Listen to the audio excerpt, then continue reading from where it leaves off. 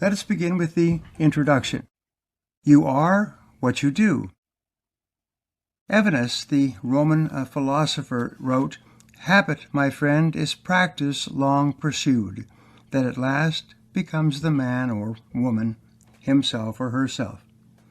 In other words, you create yourself by your actions. Aristotle said the same thing. Thank you for reading this book.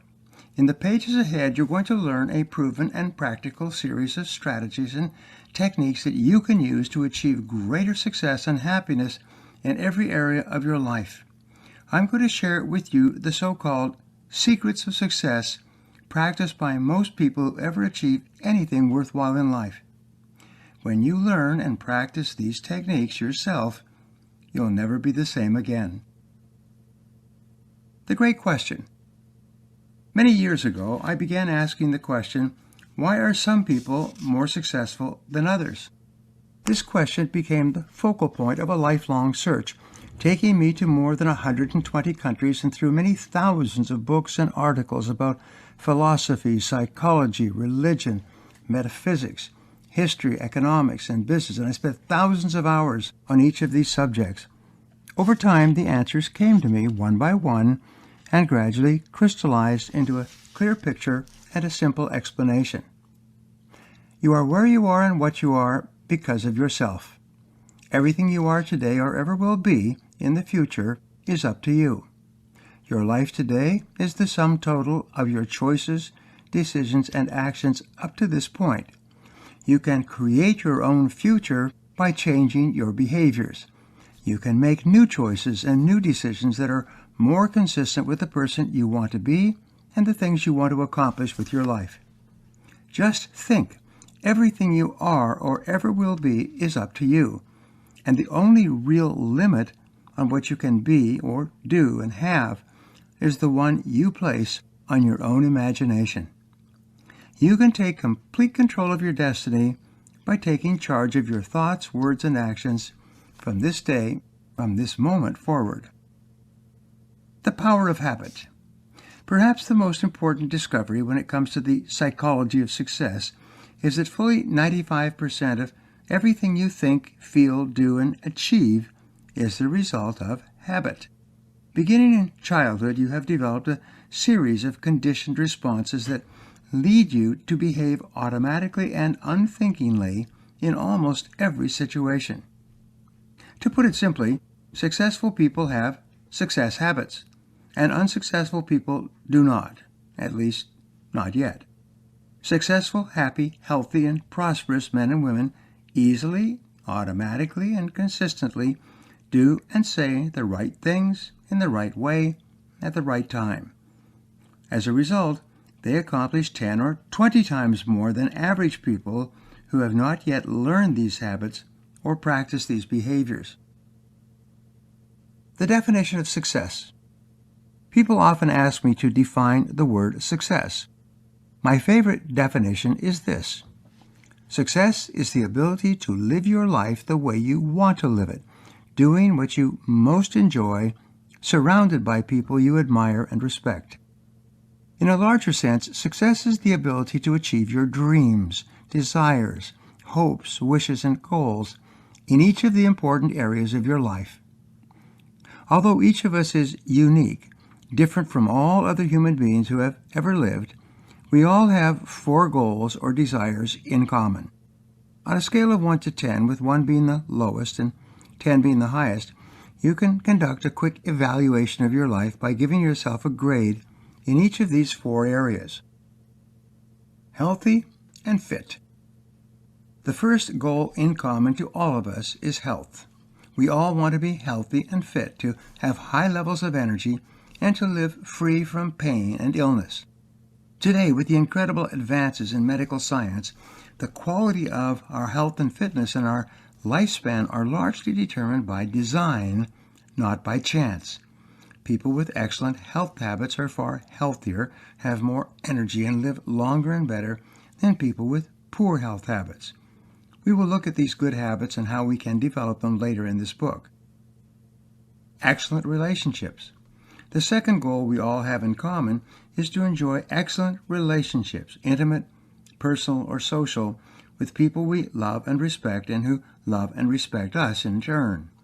According to psychologist Sidney Girard, fully 85% of your happiness will be determined by the quality of your relationships at each stage and in each area of your life. How well you get along with people and how much they like, love, and respect you has more impact on the quality of your life than perhaps any other factor. Throughout this book, you will learn the key habits of communication and behavior that build and maintain great relationships with other people. Do what you love. The third common goal we each have is to do work we enjoy and do it well and be well paid for it. You want to be able to get and keep the job you want, get paid more, and be promoted faster. You want to earn the very highest possible salary at each stage of your career, whatever you do. In this book, you will learn how to develop the habits of the most successful and highest paid people in every field. The fourth area is to achieve financial independence. The fourth goal we all have in common is to achieve financial independence. You want to reach the point in life where you have enough money that you never have to worry about it again. You want to be completely free from financial concerns. You want to be able to order dinner in a restaurant without even looking at the prices on the menu. Developing million-dollar habits. In the pages ahead, you will learn how to develop the million-dollar habits of men and women who go from rags to riches in one generation. You will learn how to think more efficiently, make better decisions, take more effective actions than other people. You will learn how to organize your financial life in such a way that you achieve all your financial goals far faster than you can imagine today. One of the most important goals you must achieve to be happy and successful in life is the development of your own character. You want to become an excellent person in every respect, the kind of person that others look up to and admire. You should strive to become a leader in your community and a role model for personal excellence to all the people around you. The decisive factor in whether you achieve these goals is developing the specific habits that lead automatically and inevitably to the results you desire. All habits are learned. The good news is that all habits are learned through practice and repetition. You can learn any habit you consider either necessary or desirable. By using your willpower and discipline, you can shape your personality and character in almost any way you desire. You can write the script of your own life, and if you're not happy with the current script, you can rip it up and write a new one. Just as your good habits are responsible for most of your success and happiness today, your bad ones are responsible for most of your problems and frustrations. But because bad habits are learned as well, they can be unlearned and replaced with good habits by the same process of practice and repetition. First in character. George Washington, the first President of the United States and the General in command of the Continental Army in the American Revolution, is rightly called the father of his country. He was admired, if not worshipped, for the quality of his character, his graciousness of manner, and his correctness of behavior. But that's not the way George Washington started off in life. He came from a middle-class family with few advantages. One day, as a teenage boy, aspiring to succeed and prosper, he came across a little book entitled The Rules of Civility and Decent Behavior in Company and Conversation. Washington copied these 110 rules into a personal notebook, carried it with him, and reviewed it constantly throughout his life.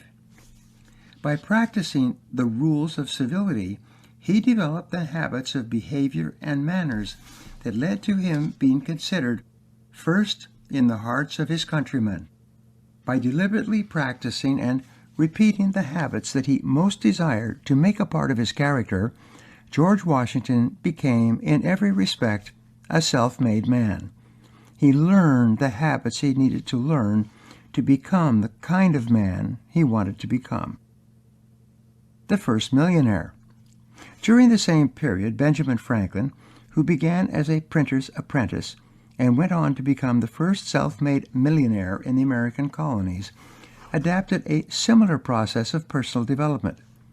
As a young man, Franklin felt he was a little rough, ill-mannered, and argumentative. He recognized that his attitudes and behaviors were creating animosity toward him from his associates and co-workers. He resolved to change by designing and developing his own personality. He began this process of personal development by making up a list of 13 virtues he felt the ideal person would possess. He then concentrated on the development of one virtue each week. All week long, as he went about his daily affairs, he would remind himself to practice that virtue, whether it was temperance, frugality, or tranquility. On every occasion it was called for. Over time, as he developed these virtues and made these habits a part of his character, he would practice one virtue for a period of 2 weeks, and then 3 weeks, and then one virtue per month. Over time, he became one of the most popular personalities and statesmen of the age. He became enormously influential both in Paris as an ambassador from the United States during the Revolutionary War and in Philadelphia during the Constitutional Convention, when the Constitution for the United States was debated, negotiated, and agreed upon. By working on himself to develop the habits of personal excellence, Franklin made himself into a person capable of shaping the course of history. You are in complete control. The fact is that good habits are hard to form, but easy to live with. Bad habits, on the other hand, are easy to form, but hard to live with. In either case, you develop either good or bad habits as a result of your repeated choices, decisions, and behaviors. Educator Horace Mann said, "Habit is a cable. We weave a thread of it each day, and then it becomes so strong we cannot break it." One of your great goals in life should be to develop the habits that lead to health, happiness, and true prosperity. Your aim should be to develop the habits of character that enable you to be the very best person you can imagine yourself becoming. The high purpose of your life should be to ingrain within yourself the habits that enable you to fulfill your full potential. In the pages ahead, you will learn how your habit patterns are developed and how you can transform them in a positive way. You will learn how to become the kind of person who inevitably and relentlessly, like the waves of the ocean, moves onward and upward toward the accomplishment of every goal you set for yourself. John Dryden once wrote, "We first make our habits, and then our habits make us." Chapter 1. Where Your Habits Begin. Tyrone Edwards once wrote, "Any act, often repeated, soon forms a habit, and habit allowed steadily gains in strength. At first it may be but as the spider's web, easily broken through, but if not resistant, soon binds us with chains of steel." You are extraordinary. You come into this world with more talent and abilities than you could ever use. You could not exhaust your full potential if you lived 100 lifetimes. Your amazing brain has 100 billion cells, each of which is connected to as many as 28,000 other neurons. The possible combinations and permutations of ideas, thoughts, and insights you can generate are equivalent to the number 1 followed by 8 pages of zeros. According to brain expert Tony Buzan, the number of thoughts you can think is greater than all the molecules in the known universe. This means that whatever you have accomplished in your life to this date is only a small fraction of what you are truly capable of achieving. The psychologist Abraham Maslow once wrote, "The story of the human race is the story of men and women selling themselves short. The average person settles for far less than she is truly capable of achieving. Compared with what you could do, everything you have accomplished so far is only a small part of what is truly possible for you. The challenge is that you come into the world with the most incredible brain, surrounded by unlimited possibilities for success, happiness, and achievement, but you start off with no instruction manual. As a result, you have to figure it all out for yourself. Most people never do. They go through life doing the very best they can, but they never come within shouting distance of doing, having, and being all that is possible for them. I started off in life with few advantages.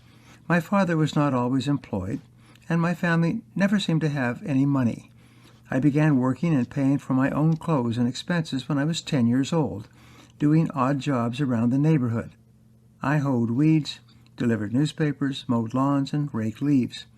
When I was old enough, I got a job washing dishes in the back of a small hotel. My biggest promotion at that time was moving to washing pots and pans. I left high school without graduating and worked as a laborer for several years. I worked in sawmills stacking lumber, and in the woods slashing brush with a chainsaw. I dug ditches and wells. I worked on farms and ranches. I worked in factories and on construction sites. For a time, I was a galley boy on a Norwegian freighter in the North Atlantic. I earned my living by the sweat of my brow.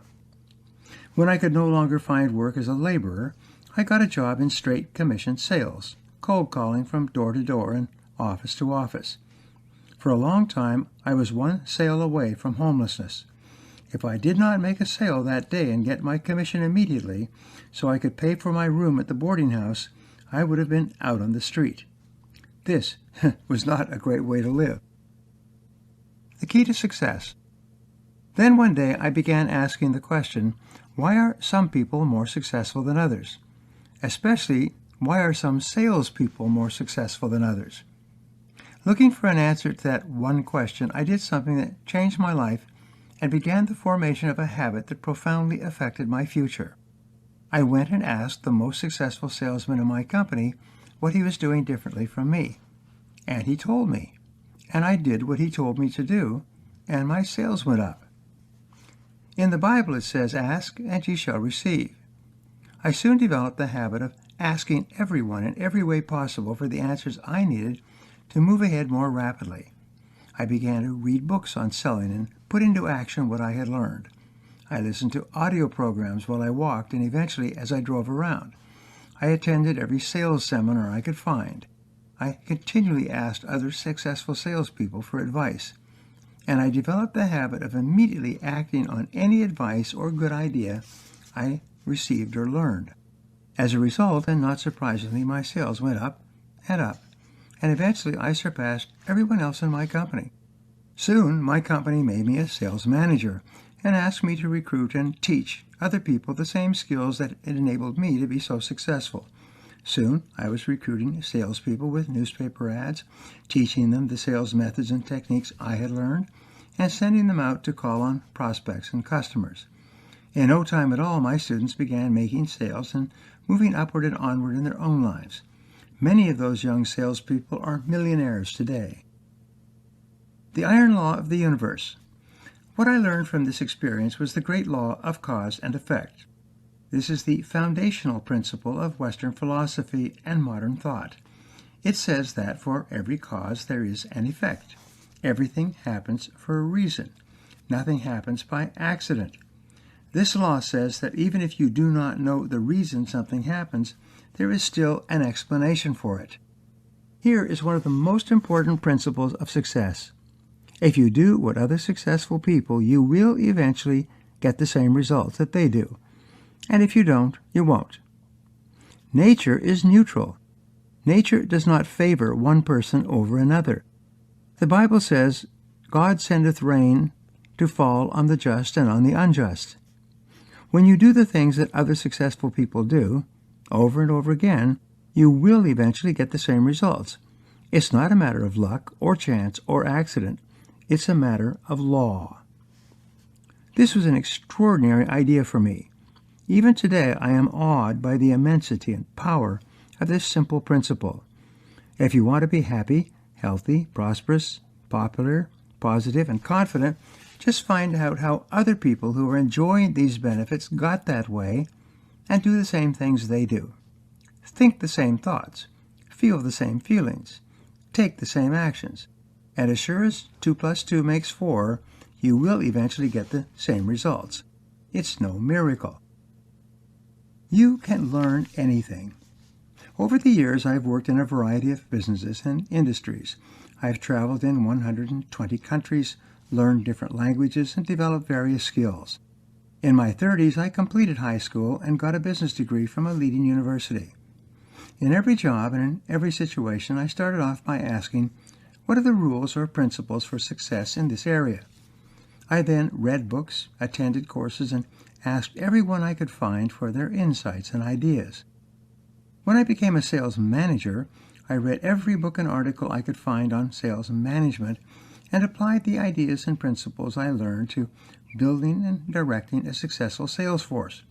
When I got into real estate development, I read dozens of books on the subject. Within a year, starting with no money and no contacts, I developed and built a $3 million shopping center and came out owning 25% of it. When I got into the importation and distribution of Japanese automobiles, I again read the books, spoke to the experts, and did my research to find out how to set up a network of dealerships. In the next 4 years, I established 65 dealerships and imported and sold more than $100 million worth of vehicles.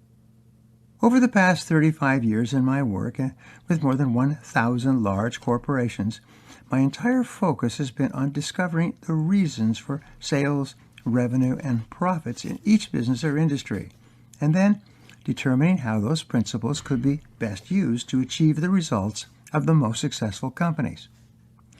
When people complimented me on my successes, I eagerly shared with them what I had learned. I told them they could learn anything they needed to learn to achieve any goal they set for themselves. All they had to do was find out the cause and effect relationship in any area of focus and then apply them to their own activities. If they did this, they would soon get the same results as other successful people in that field. Taking control of your life. But instead of taking this advice, most people would nod, smile, and agree, and then turn away and go about their day-to-day activities. They would start work at the last possible moment, waste much of the day in idle conversation with coworkers, checking email, social media, and personal business, leave work at the earliest possible time, and then spend their evenings socializing or watching television. In frustration, I began to study psychology and metaphysics. I eventually learned that there are a series of universal principles and timeless truths that explain much of human success and failure. These principles explain happiness and unhappiness, riches and poverty, health and ill health, and good and poor relationships. They explain why some people have wonderful lives and others do not. The first law that I discovered was the law of control. This law says that you feel happy to the degree to which you feel you are in control of your own life. You feel unhappy to the degree to which you feel you are not in control of your own life. Modern psychology calls this locus of control theory. Psychologists differentiate between an internal locus of control and an external one. Your locus of control is where you feel the control exists in each area of your life. This location determines your happiness or unhappiness more than any other factor. For example, if you feel that you are the primary creative force in your own life, that you make your own decisions, and that everything that happens to you is a result of yourself and your own behaviors, you have a solid internal locus of control. As a result, you will feel strong, confident, and happy. You will think with greater clarity and perform at higher levels than the average person. On the other hand, if you feel that your life is controlled by other factors or people, by your job, your boss, your childhood experiences, your bills, your health, your family, or anything else, you will have an external locus of control. You will feel like a victim. You will feel like a pawn in the hands of fate. You will soon develop what Dr. Martin Seligman at the University of Pennsylvania calls learned helplessness. You will feel unable to change or improve your situation and will soon develop the habit of blaming others and making excuses for your problems. This type of thinking leads inevitably to anger, frustration, and failure. We'll talk more about this later in this chapter. The power of belief. The next law I discovered was the law of belief. This is the basic principle that underlies most religions, psychology, philosophy, and metaphysics. This law says, whatever you believe with conviction becomes your reality. In the New Testament, Jesus says, according to your faith, be it done unto you. In the Old Testament it says, for as he thinketh in his heart, his beliefs, so is he. Professor William James of Harvard wrote in 1895, believe that life is worth living, and your belief will help create the fact. The fact is, you do not believe what you see, but rather you see what you already believe. Your deeply held beliefs distort your worldview and cause you to see things not the way they are, but the way you are. The worst of all beliefs are self-limiting beliefs. These are beliefs that you have developed throughout your life, usually false, that cause you to believe that you are limited in some way. Your negative beliefs soon become habitual ways of thinking. You may believe that you lack intelligence, creativity, personality, the ability to speak publicly, the ability to earn a high income, the ability to lose weight, or the ability to achieve your goals. As a result of your self-limiting beliefs, you continually sell yourself short. You give up easily in the pursuit of a goal, and even worse, you tell other people around you that you lack certain qualities or abilities. Your beliefs then become your realities. You are not what you think you are, as they say, but what you think you are. In developing million-dollar habits, one of the most important steps you can take is to challenge your self-limiting beliefs. You begin this process by imagining that you have no limitations at all. When you develop your mind to the point where you absolutely believe that you can do anything you put your mind to, you will find a way to make that belief a reality. As a result, your whole life will change. As we will discuss later, beliefs are the hardest things of all to change.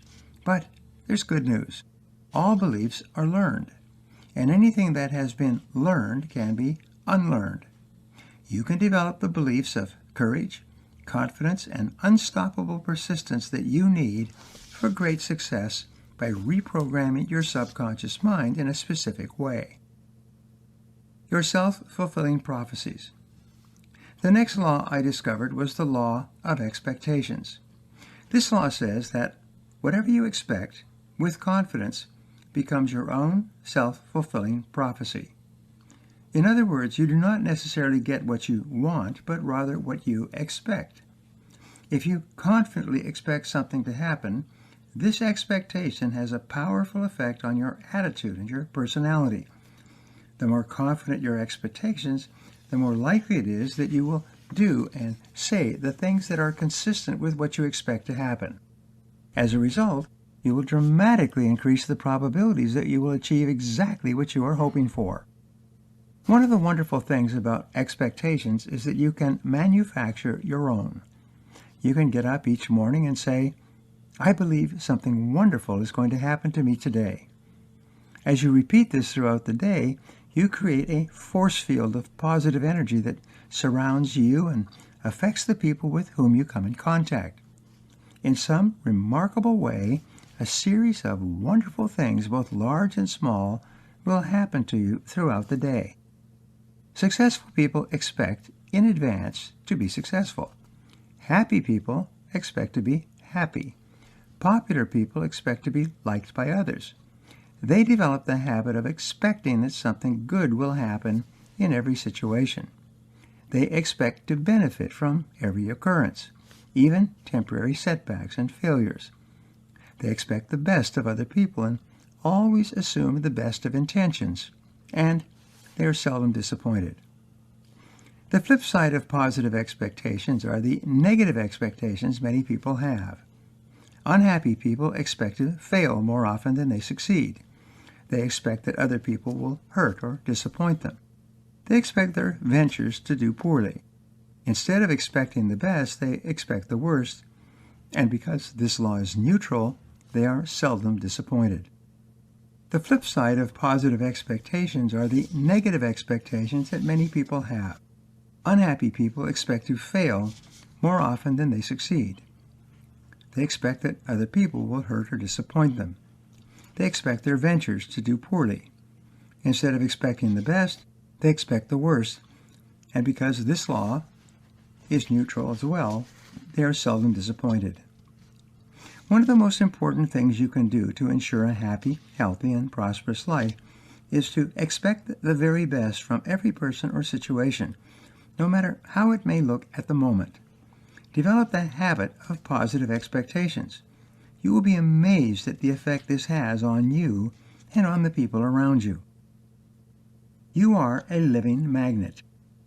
The next law I learned about was the law of attraction. This law says you are a living magnet. You invariably attract into your life the people, ideas, and circumstances that harmonize with your dominant thoughts, especially your dominant thoughts emotionalized.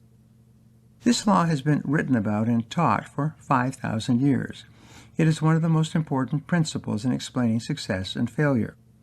The law of attraction says that your thoughts are activated by your emotions, either positive or negative, and they then create a force field of energy around you that attracts into your life, like iron filings to a magnet, exactly the people and circumstances that are in harmony with those thoughts. Like all these laws, the law of attraction is neutral. If you think positive thoughts, you attract positive people and circumstances. If you think negative thoughts, you attract negative people and circumstances. Successful, happy people continually think and talk about what they want to attract into their lives. Unsuccessful, unhappy people continually talk about the people and situations that cause them to feel angry and frustrated. One of the most important habits you can develop is the habit of keeping your mind full of exciting, positive, and emotional images of the exact things you want to see materialize in your life and in the world around you. This is one of the most difficult disciplines, but one that pays off in extraordinary ways. As within, so without. The summary law of the laws we have just discussed is the law of correspondence. This law says that your outer world is a reflection of your inner world. It is as though you live in a 360-degree mirror. Everywhere you look, you see yourself reflected back at you. People treat you the way you treat them. The way you think about your physical body will be reflected in your health habits and your appearance. The way you think about people and your relationships will be reflected back to you in the quality of your friendships and your family life. The way you think about success and prosperity will be reflected in the results you enjoy in your career and your material life. In every case, your outer world reflects back to you, like a mirror image, exactly what you are thinking in the deepest recesses of your mind.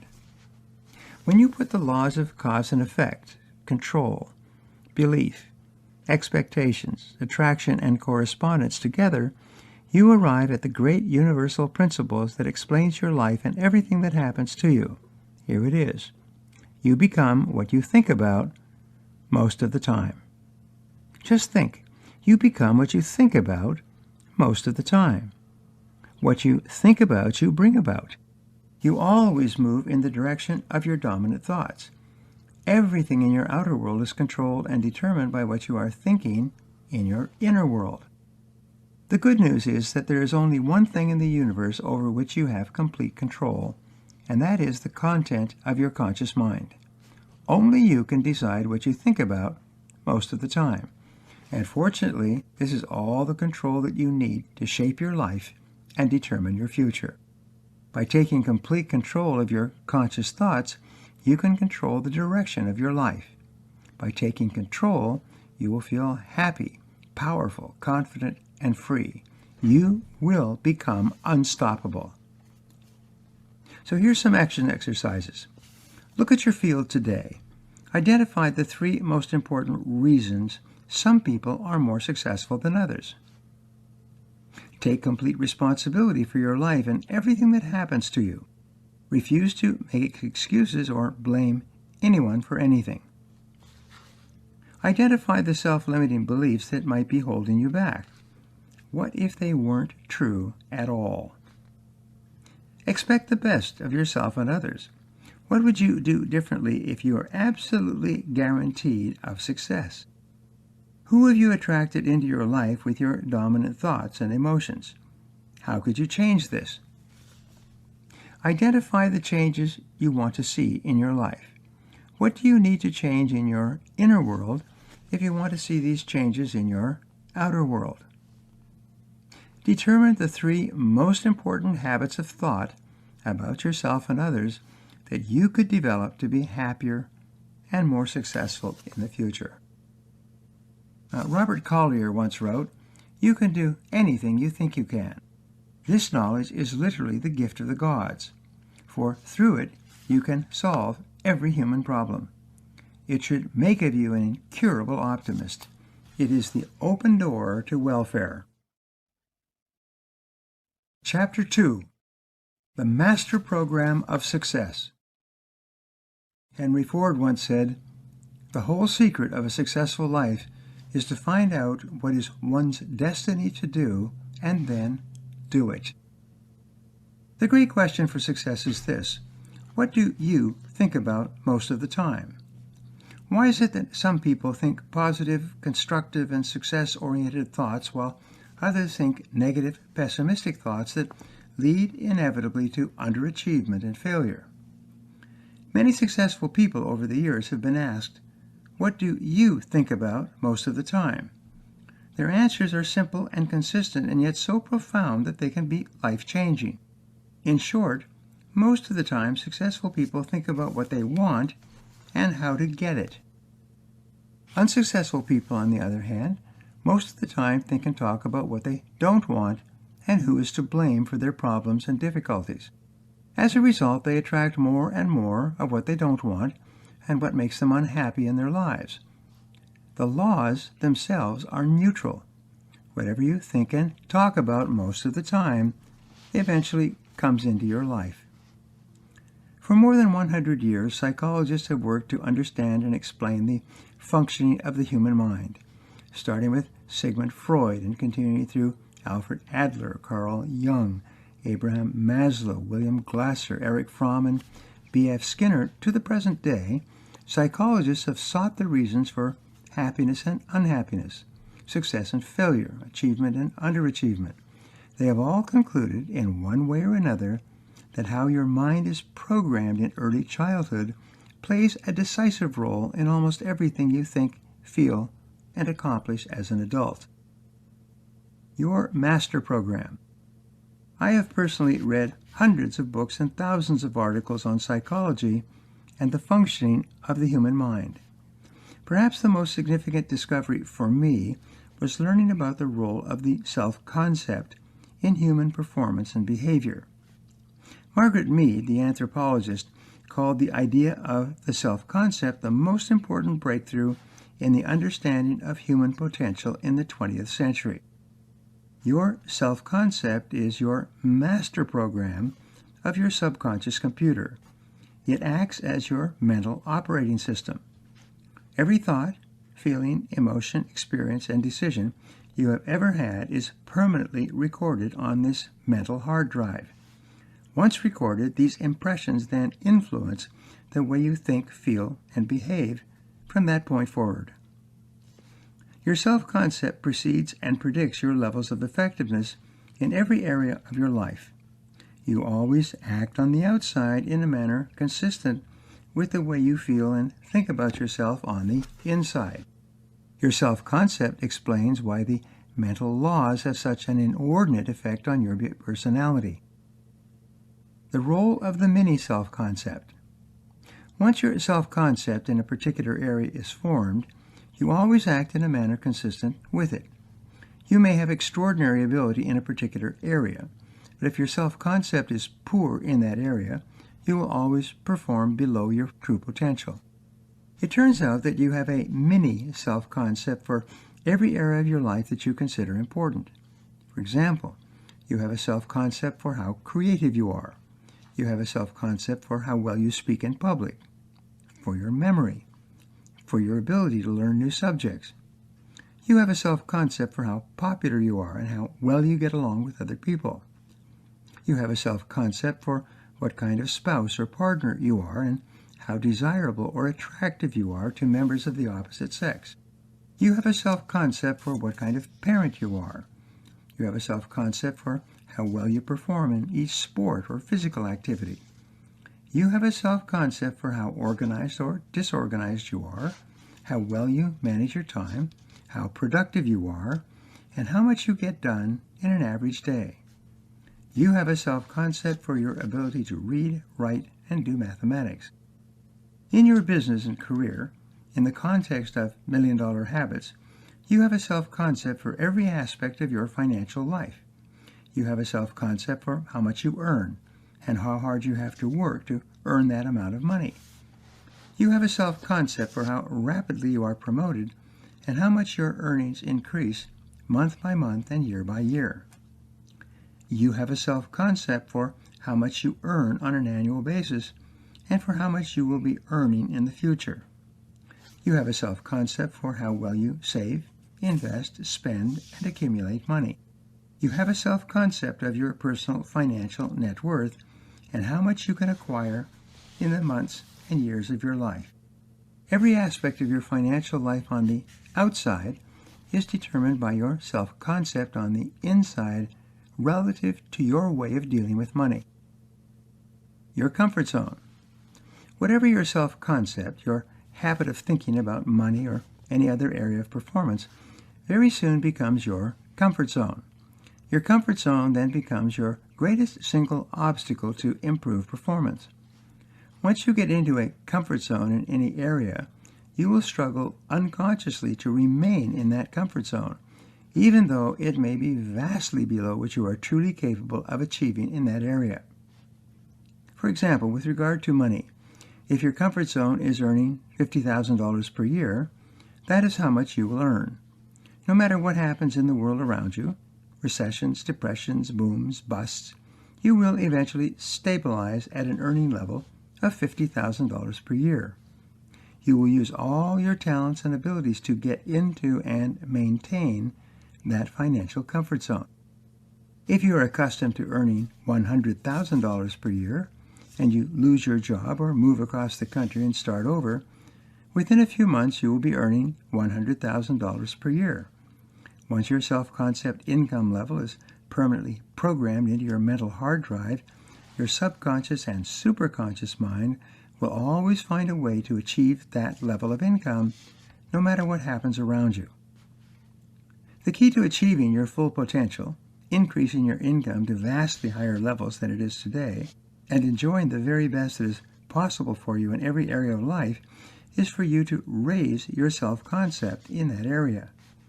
You must develop new habits of thinking about what is possible for you. The way you accomplish vastly more on the outside is by changing your thoughts and feelings about your potential in that area on the inside. Reprogram yourself for greater success. In medicine, it is said that proper diagnosis is half the cure. To that end, let us look at the three parts of your self-concept, how they interact with one another, and how you can act to alter or improve them in any way you want and develop any habit of thought or action that you desire. Your ideal self. The first part of your self-concept is your self-ideal. This is the ideal image or picture you have of yourself, as if you are already the very best person you could possibly be. Your self-ideal is made up of your wishes, hopes, dreams, goals, and fantasies about your perfect future life, combined with the qualities and virtues that you admire most in yourself and other people. Your self-ideal is a composite of the very best person you could imagine yourself being, living the very best life you could possibly live. High-performing, successful, happy people have very clear, positive self-ideals. They have definite ideas of what they like, respect, and admire, as well as a clear picture of the virtues, values, and attributes of the superior men and women they want to emulate. The most successful people have an uplifting, inspiring vision of what a truly excellent person looks like and how he or she behaves. Because of the law of attraction, you inevitably move in the direction of becoming that which you most admire. The greater clarity you have about the ideal future life you want to live and the ideal person you want to be, the faster you will move toward becoming that person, and the more opportunities will open up for you to make your ideal future vision a reality. Develop positive role models. In one study conducted some years ago, the researchers found many men and women who accomplished great things had, when they were young, been avid readers of the biographies and autobiographies of successful people. It seems you have a natural tendency to identify with the hero or heroine in any story you read, watch, or hear. When you continually immerse your mind in the stories of men and women who have accomplished wonderful things with their lives, you unconsciously identify with those characters and actually absorb their values, virtues, and qualities into your own personality. Former Harvard professor Dr. David McClelland, in his book The Achieving Society, explained how role models have an inordinate effect on shaping the character and personality of the young. One of his conclusions was that the men and women who are the most admired and held up as models in society during the formative years of a young person's life have a powerful influence on the character and aspirations of that person when she grows to adulthood. For example, today some of the most positive role models are entrepreneurs who launch companies with new products, services, and technologies. By the same token, young people who have positive role models around them when they're growing up are much more likely to become men and women of quality and character than young people who have no role models, or even worse, negative role models that often occurs today in some cities and neighborhoods. It turns out that unhappy, unsuccessful men and women tend to be very fuzzy or unclear about their ideals. If you ask them what they consider to be the most valuable and important qualities in human character and personality, they either give vague or contradictory answers. This lack of clarity or certainty about what constitutes an ideal person often causes an individual to go around in circles in life, associate with negative influences, and spend time with people who are equally uncertain about the person they want to be when they grow up. Your values shape your personality. The values you choose to live by and the way you define those values shape and influence your personality and your achievements as much or more than any other single factor. When you take the time to think through and develop absolute clarity about the key values and qualities you admire the most and wish the most to incorporate into yourself, you begin to shape and direct your whole personality and determine the results you achieve in the future. As you think about your values and reflect upon how you could incorporate them into your life and behavior, you actually become a different person. As a result, you attract different people and opportunities into your life. Your outer world soon begins to mirror your inner world. You start to move more rapidly toward achieving your most important goals, and your goals begin to move rapidly toward you. It all begins with you taking complete control of the formation and development of your personal ideal. How you see yourself. The second part of your self-concept is your self-image. Beginning with the work of Dr. Maxwell Maltz in his wonderful book Psycho-Cybernetics, 2016, we learn that the way you see yourself on the inside largely determines how you perform on the outside. If you see yourself as a positive, popular, productive, and successful on the inside, that's exactly how you will act on the outside. And the way you behave on the outside will largely determine the results you get. The results you get will reinforce your self-image in either a positive or negative way, and will set you up to repeat the same behaviors in the next similar situation. Your self-image is often called your inner mirror. This is the mirror that you look into prior to engaging in any performance or entering into any event of importance. If you see yourself as confident and successful prior to meeting a new person, applying for a job, or making a presentation, that is how you will perform in the actual situation. If you have a poor self-image, if you see yourself as not being particularly popular, confident, or competent, your negative self-image will cause you to feel clumsy, awkward, and inadequate during the upcoming event. One of the most important habits you can develop is the habit of feeding your mind before every important situation with positive pictures and images of yourself performing at your very best. Take a few moments, as athletes, politicians, and performers do, and imagine yourself succeeding brilliantly at what you are about to do. Hold that picture in your mind for as long as you possibly can. Then relax and let it go. Later, when you are actually in that situation, your subconscious mind will remember the picture and give you the words, actions, and gestures that correspond exactly to the picture you created a short time before. The core of your personality. The third part of your self-concept is your self-esteem. This is the feeling or emotional component of your personality, the reactor core of your subconscious mind. Your level of self-esteem determines the vitality and energy of your personality and acts as the control valve on your performance. Many psychologists today agree that your level of self-esteem is the most important part of your personality and largely predicts your success or failure, happiness or unhappiness, in every area of your life. In fact, your self-esteem is so important that you tend to organize your whole life around it. It is said that almost everything you do is either to gain greater self-esteem or protect against the loss of self-esteem.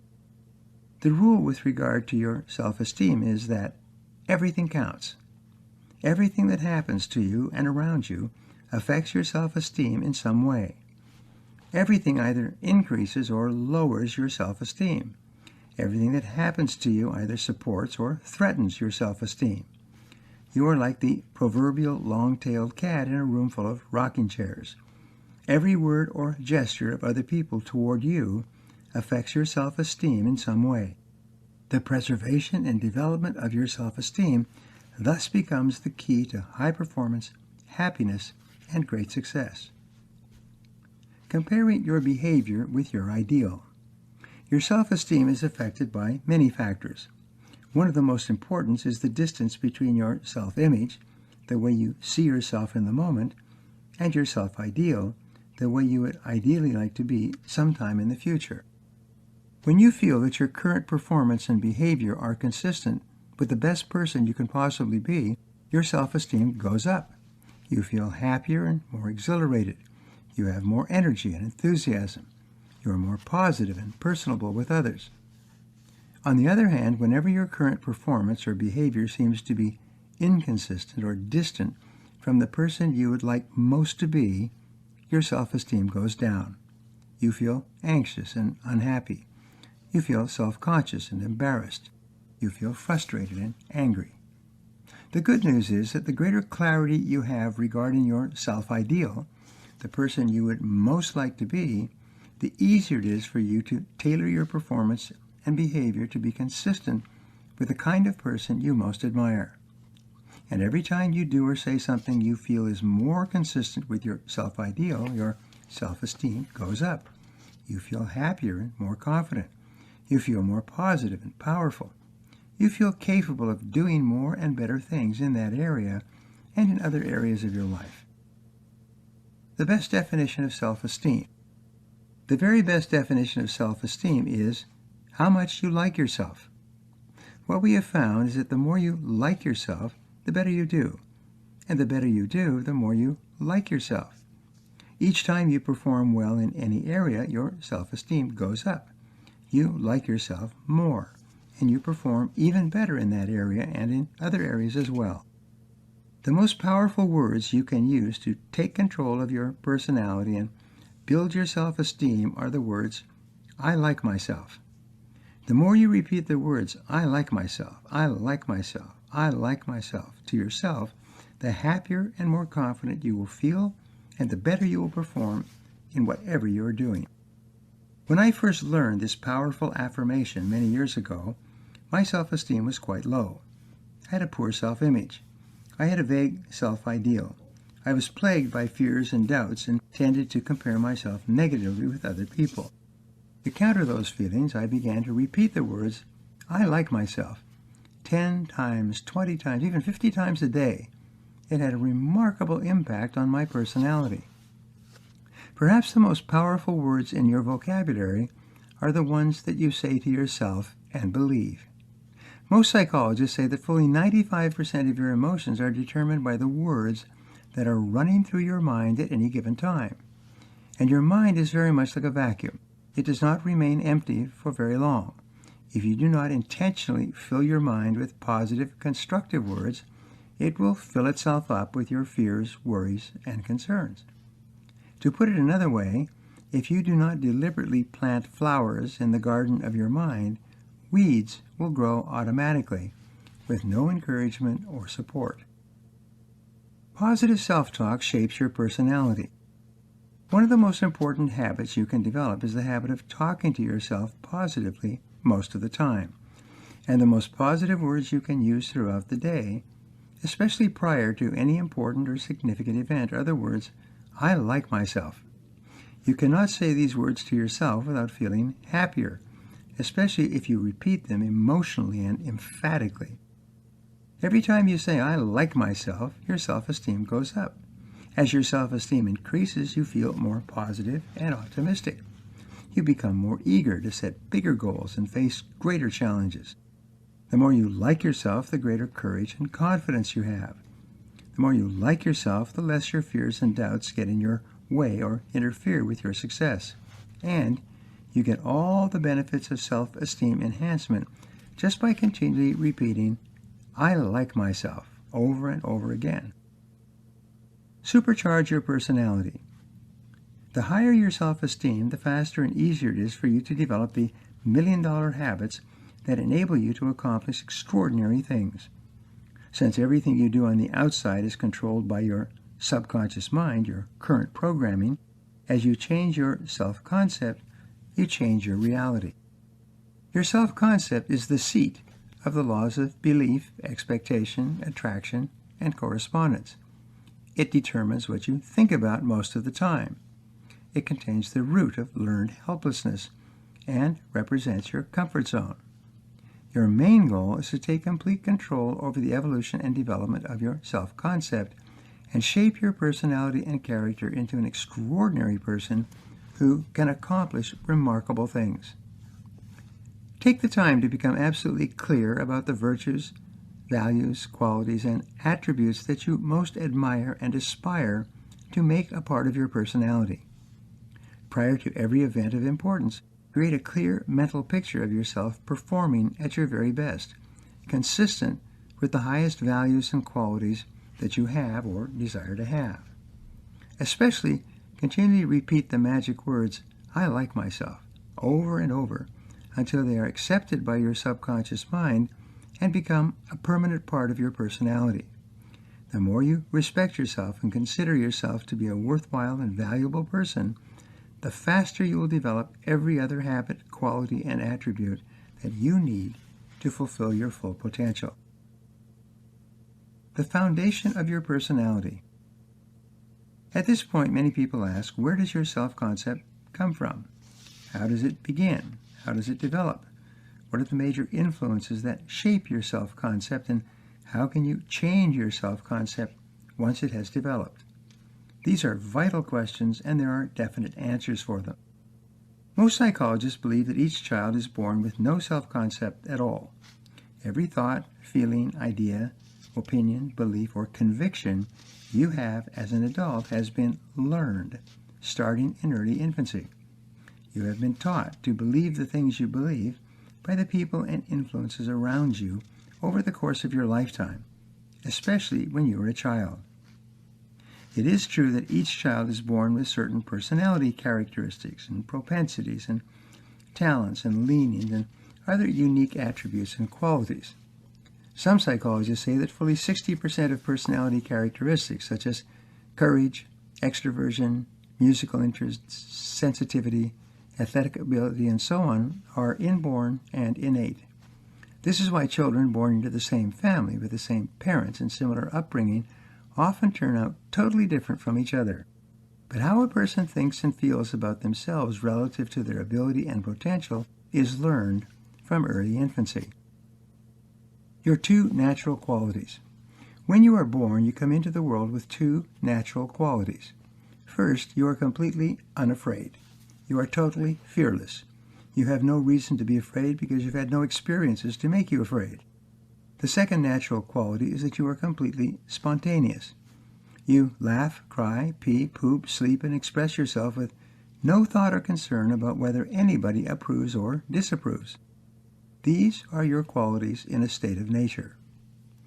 As an adult, when you feel completely relaxed and safe, surrounded by people you like and trust, your natural tendency is to revert to being completely open and unafraid, spontaneous and expressive. This is the ideal condition of the completely happy, fully functioning adult. Starting early in childhood, as a result of the things your parents do and say, you begin to learn the two basic negative habit patterns that then become the most destructive influences in your life as an adult. The first negative habit pattern you learn is called the inhibitive negative habit pattern. This is what soon becomes the fear of failure, risk, and loss. As a child, you are extremely curious.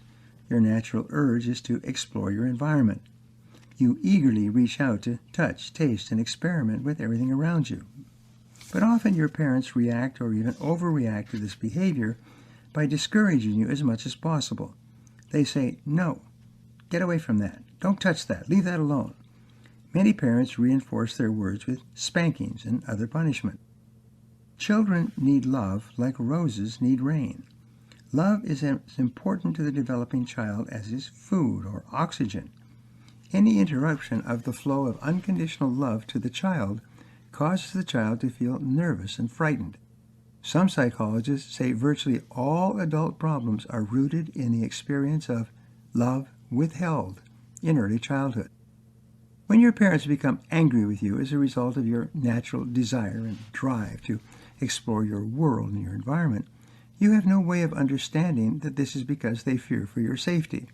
Instead, as a child, you merely respond with the idea that every time I try or touch or taste something new or different, my mother or father gets angry at me. It must be because I am incapable and incompetent. It must be because I am no good. It must be because I can't do it. Fear of trying anything new. This feeling of "I can't" marks the development of the fear of failure. If you are discouraged or punished too often as a child, very early in life you will become fearful of trying new things.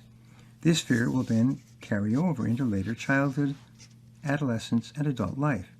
When you become an adult and think of doing something new or different, or something that entails risk or uncertainty, your first reaction will be, "I can't."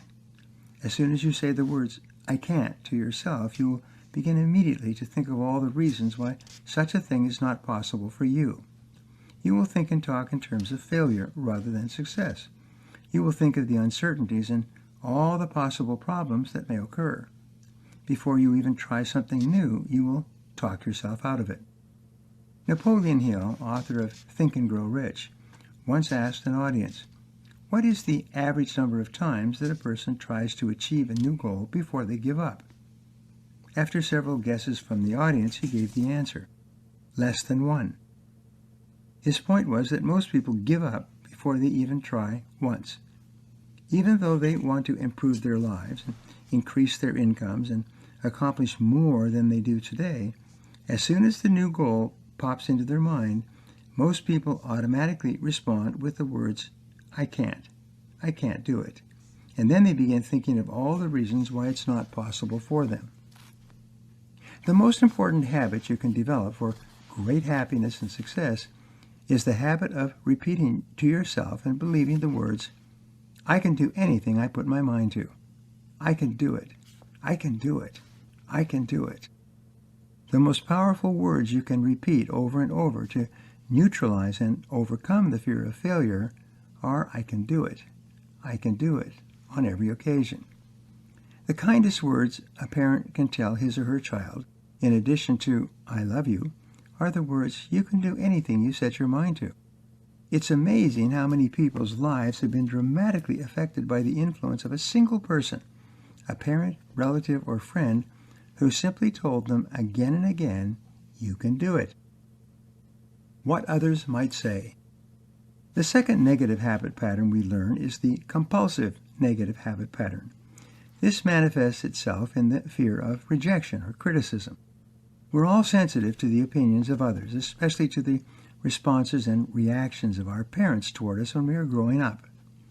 Parents often take advantage of their children's need to please them, to control and manipulate them. They give or withhold approval and support based on the behavior of the child at the moment. When the child does or says something the parents don't like, they immediately become rejecting and critical of the child. Since the parent's approval and support is like a psychological lifeline to the emotional health of the child immediately pulls back from the behavior to regain the love and approval of the parents. Parents very soon slip into the habit of manipulating the child with carrot and stick treatment.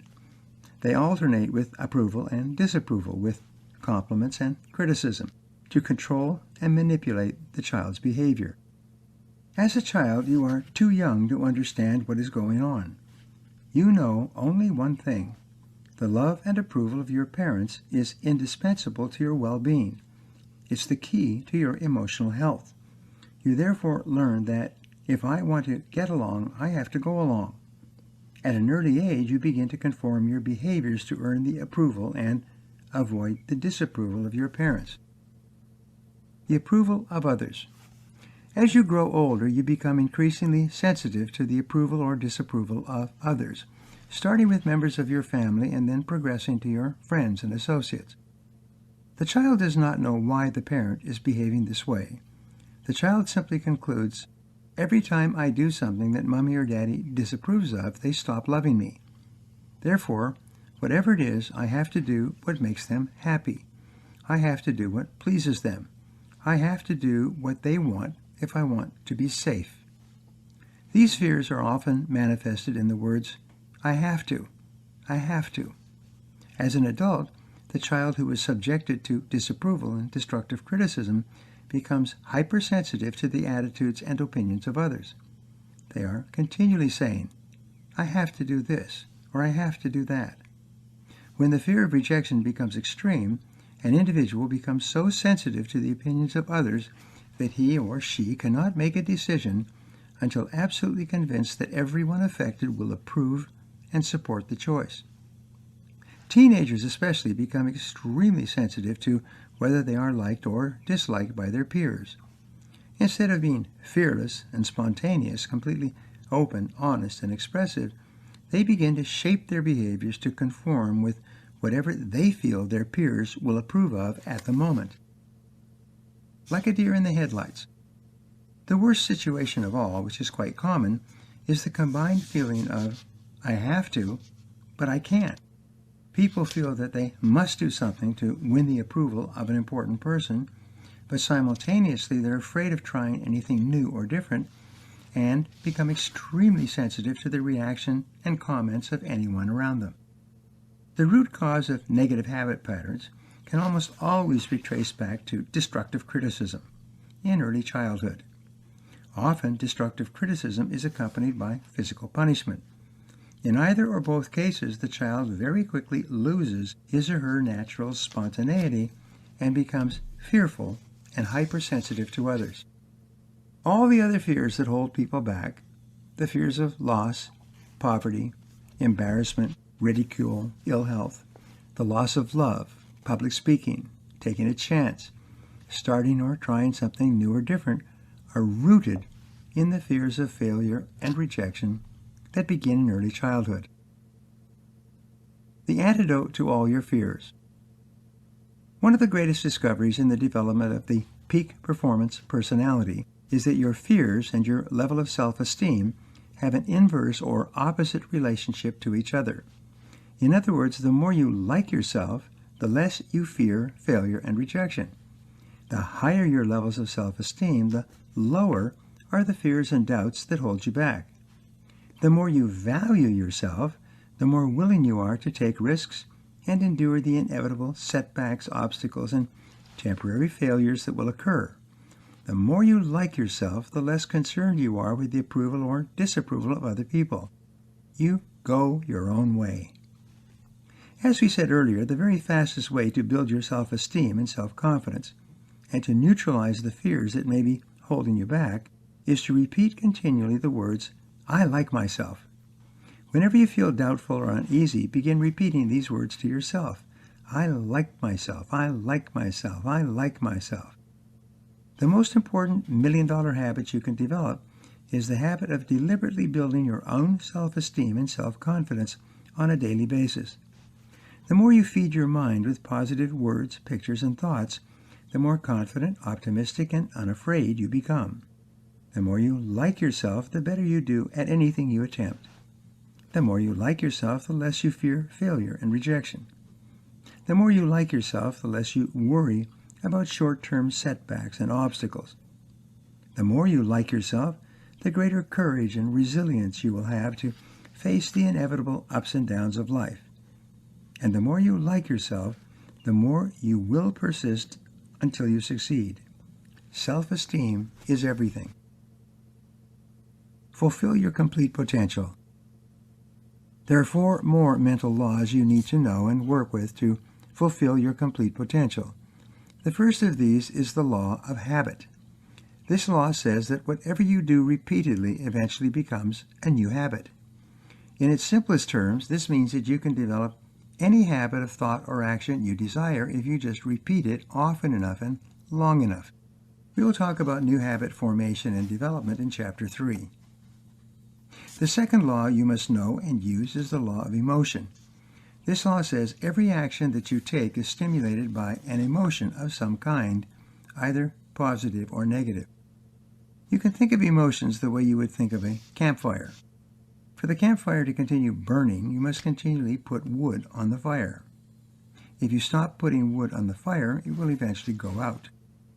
The things you think about most of the time are very much like logs on the fire.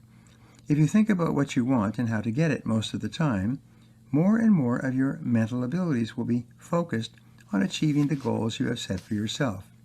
But because your amount of thinking time is limited, when you discipline yourself to think only about what you want, you stop thinking about what you don't want. You stop putting wood on the fire of your negative emotions.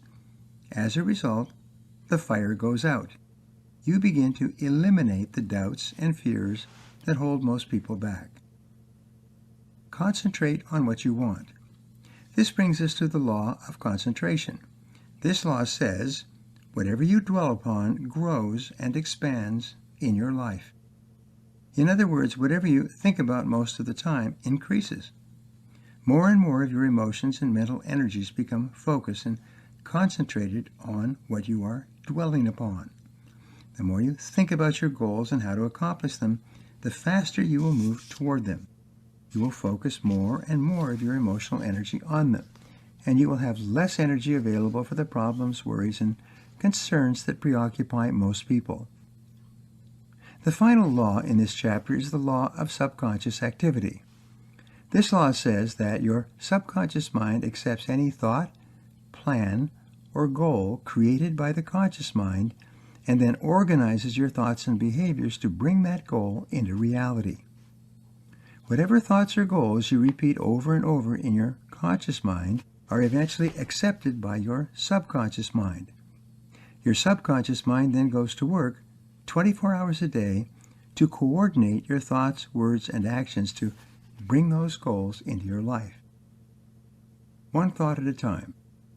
Your conscious mind can only hold one thought at a time, whether it is positive or negative.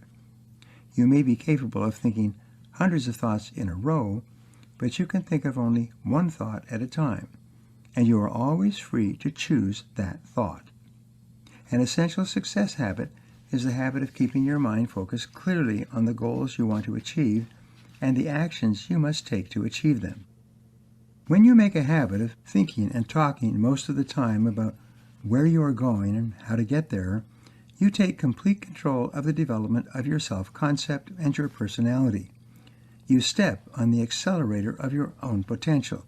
You move yourself onto the fast track in your life. You begin to move ahead at a speed that will amaze you and everyone around you. Your potential is unlimited. You are a remarkable person, possessed of incredible untapped potentials and abilities. Whatever you have accomplished in life so far is only a shadow of what is truly possible for you. There are virtually no limits on what you can do, be, and have, except for the ones you impose on yourself with your own thinking. Of all creatures, only human beings can reprogram themselves and alter the courses of their lives. You can decide right now to take complete control of the shaping and sculpting of your self-concept and turn yourself into the very best person you can become.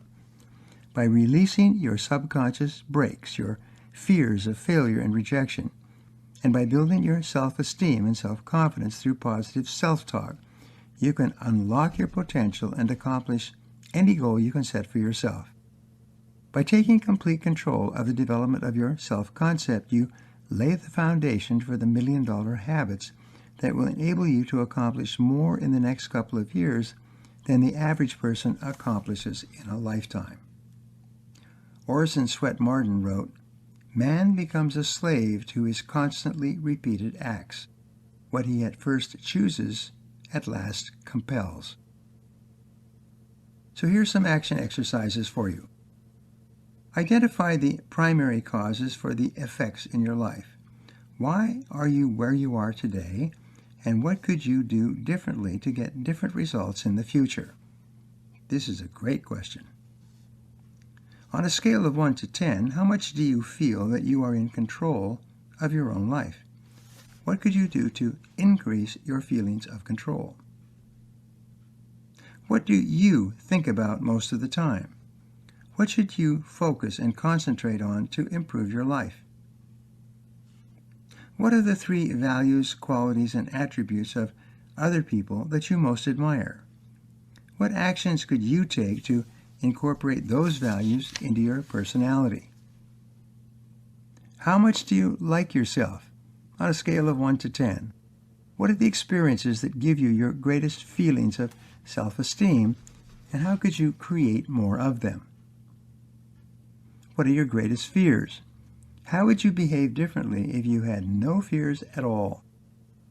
What can you do starting today to feed your mind with more of the thoughts, words, people, and pictures that are more consistent with the very best person you could be and the most important goals you want to achieve? Chapter 3. Becoming a person of value. Thoughts lead on to purpose. Purposes go forth in actions. Actions form habits. Habits decide character. And character fixes our destiny. That's from Tryon Edwards. Almost everything you are or will become will be determined by your thoughts, feelings, and behaviors. Most psychologists agree that fully 95% of everything you think, feel, and do will be determined by your habits. The key to becoming a great person and living a great life is for you to develop the habits of success that lead inevitably to your achieving everything that is possible for you. Fortunately, all habits are learned and are therefore learnable.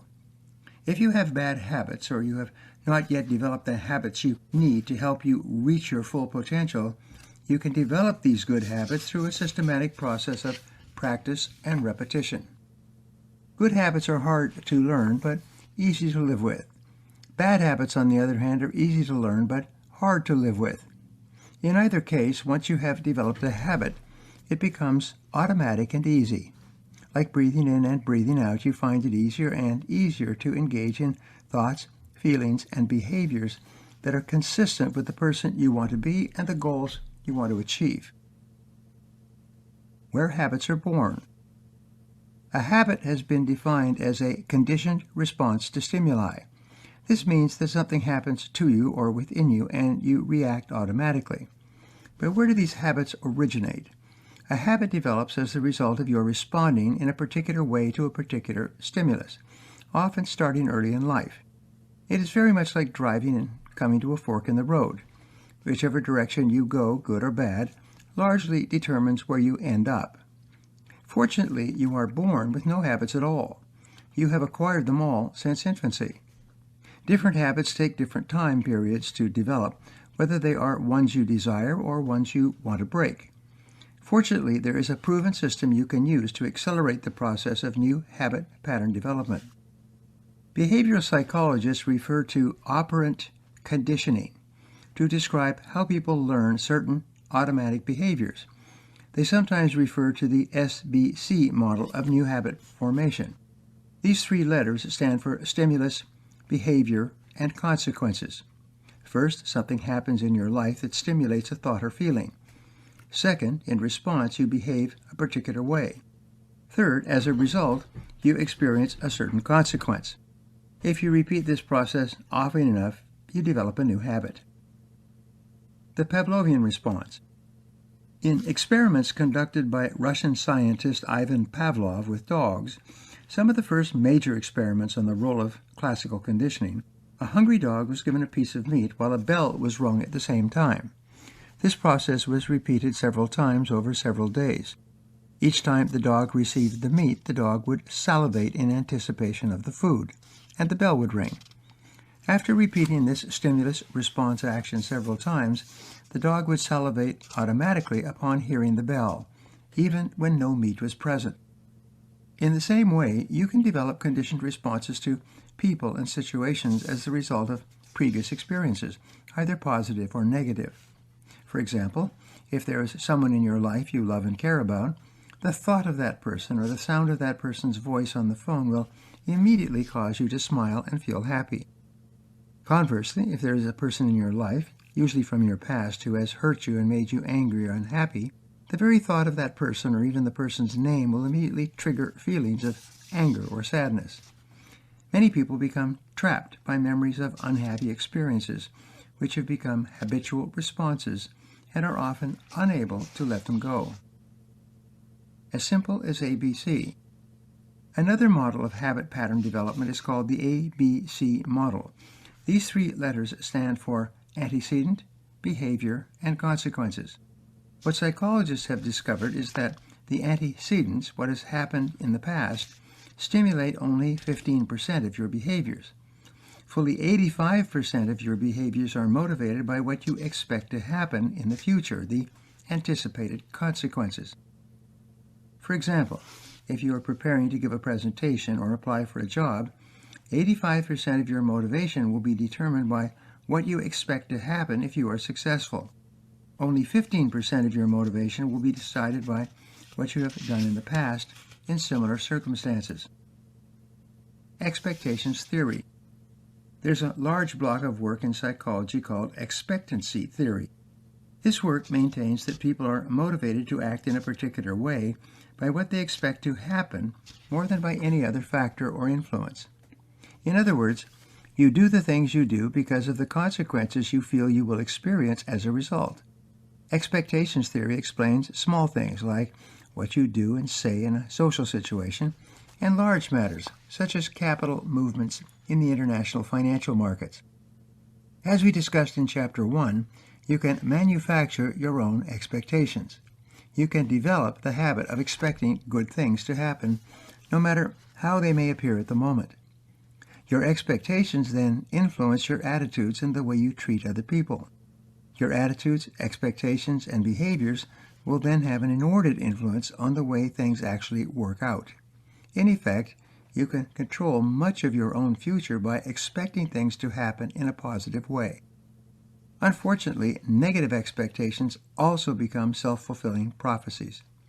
If you expect something to turn out poorly, it will affect your attitude and behavior.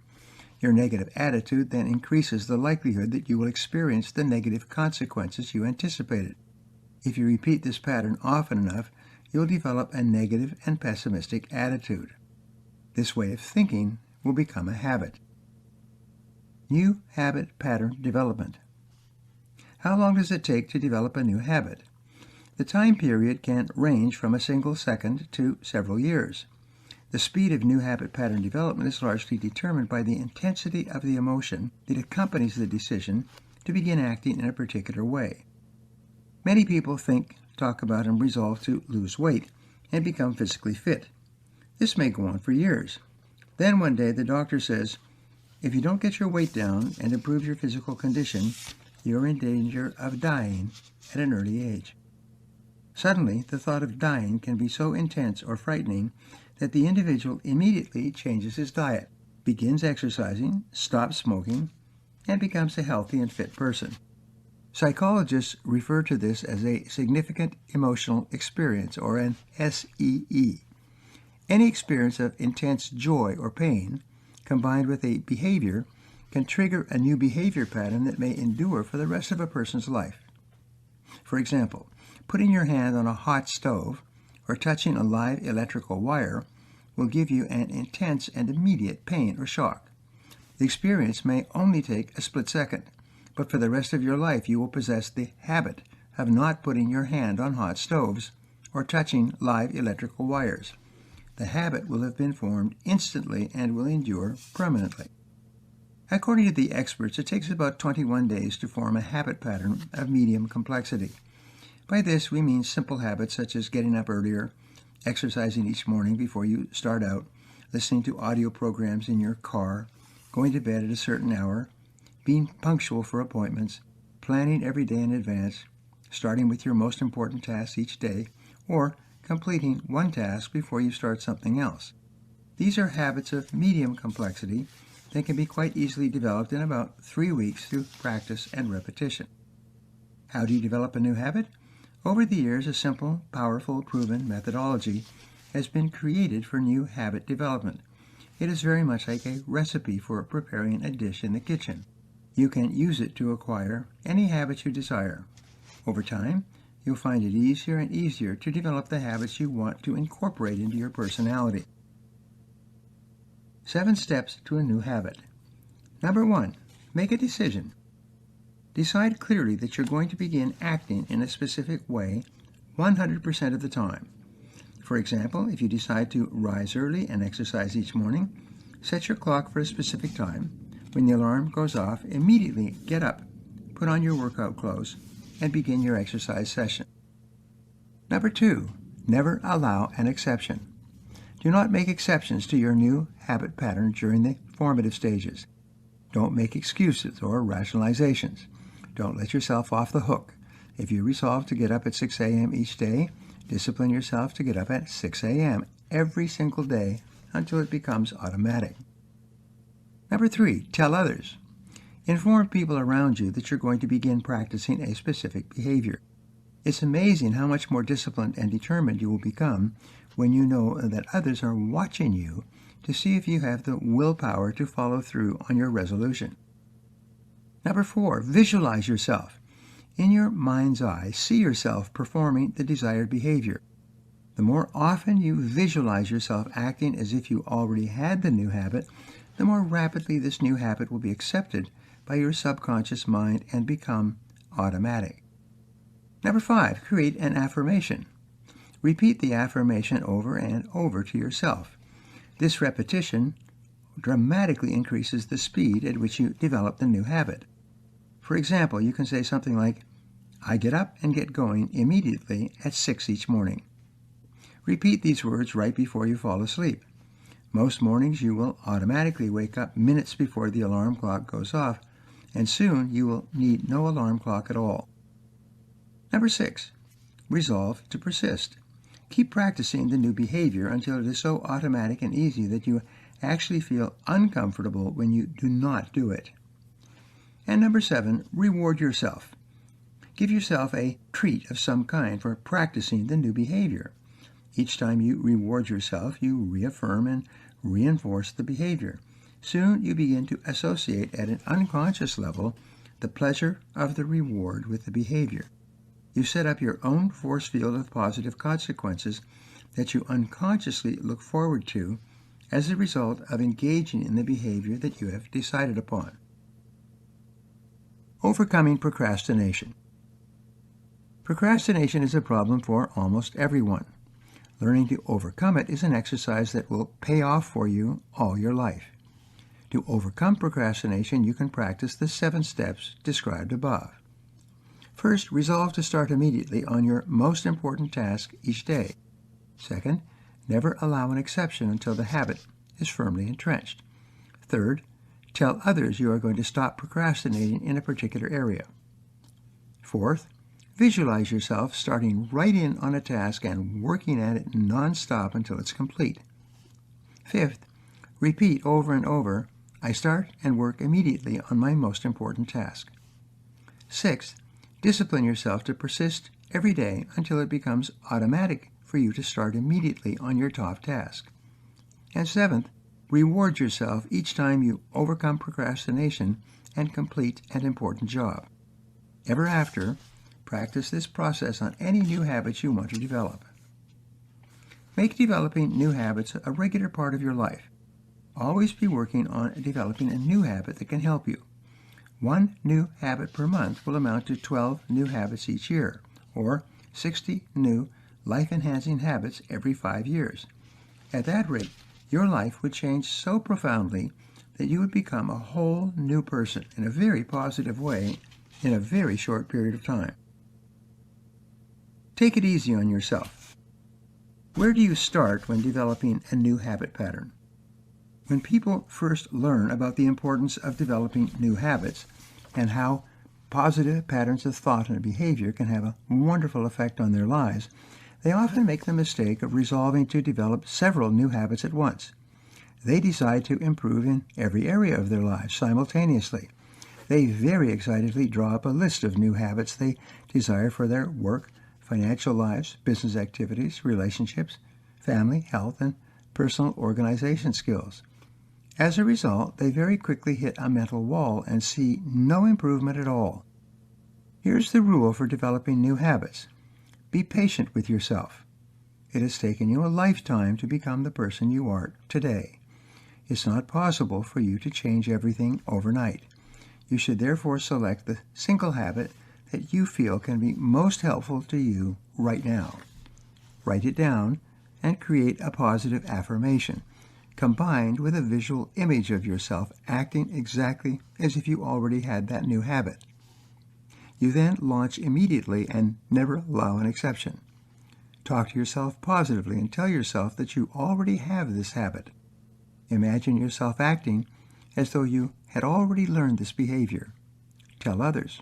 Give yourself rewards and reinforcement each time you engage in the new behavior, but only try to change one habit at a time.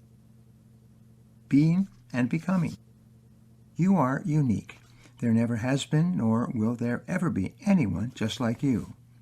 And what makes you different and special is your mind. It is your ability to think, to decide, and to act. The sum total of your past thoughts and experiences is contained in the person you are today, in your habitual ways of reacting and responding to other people. It is only your actions that tell who you are and what you have become. The good news is that you are not just a human being, you are a human becoming. You are in a continual state of growth and evolution, shedding old ideas and habits and developing new ones. It doesn't matter where you're coming from. All that really matters is where you're going, and that is only limited by your imagination. Permanent fixtures of your mind. As it happens, old habits do not die. They don't disappear. When you stop practicing them and discipline yourself to behave in a new way, the old habits become weak and withdraw into your subconscious mind. Your new habits may override and replace the old ones, but you never quite eliminate them completely. They lurk below the surface, waiting to reemerge when the stimulus that originally created them is repeated. For example, when you were young, you learned how to ride a bicycle. Eventually, you began driving a car. Many years, even decades later, you can get onto a bicycle and within a few seconds be riding with the same balance and skill you had programmed into your subconscious mind as a child. Many people first learned how to drive a car with a standard transmission, a stick shift. Today, most cars have automatic transmissions. You may drive one for years.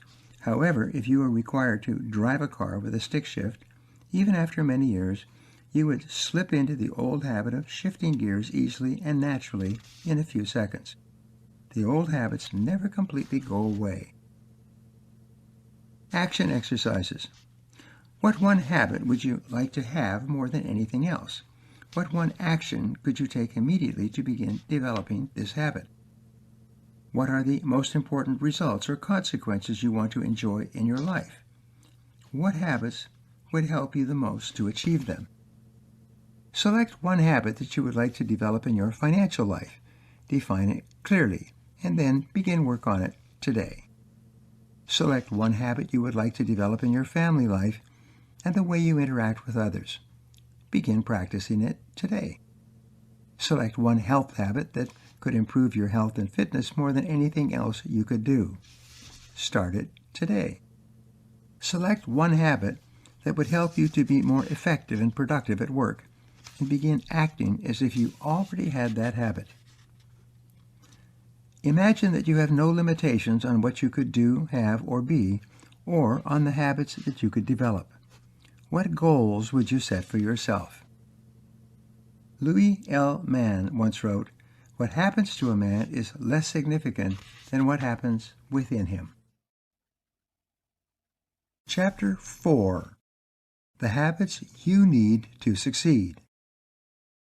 Adam Smith wrote, "Self-command is not only itself a great virtue, but from it all the other virtues seem to derive their principal luster." One of the most important habits you can develop for success, achievement, and happiness is the habit of self-discipline. Perhaps the best definition of self-discipline comes from author and publisher Elbert Hubbard. He wrote, "Self-discipline is the ability to make yourself do what you should do, when you should do it, whether you feel like it or not." The habit of self-discipline is closely tied to the law of control that we talked about earlier. As you recall, the law of control says you feel happy about yourself to the degree to which you feel you are in control of your own life. Self-discipline is the key to self-mastery and self-control. The more capable you become of disciplining yourself to do what you have decided to do, whether you feel like it or not, the more positive and powerful you will feel. The source of personal power. There's a direct relationship between self-discipline and self-esteem.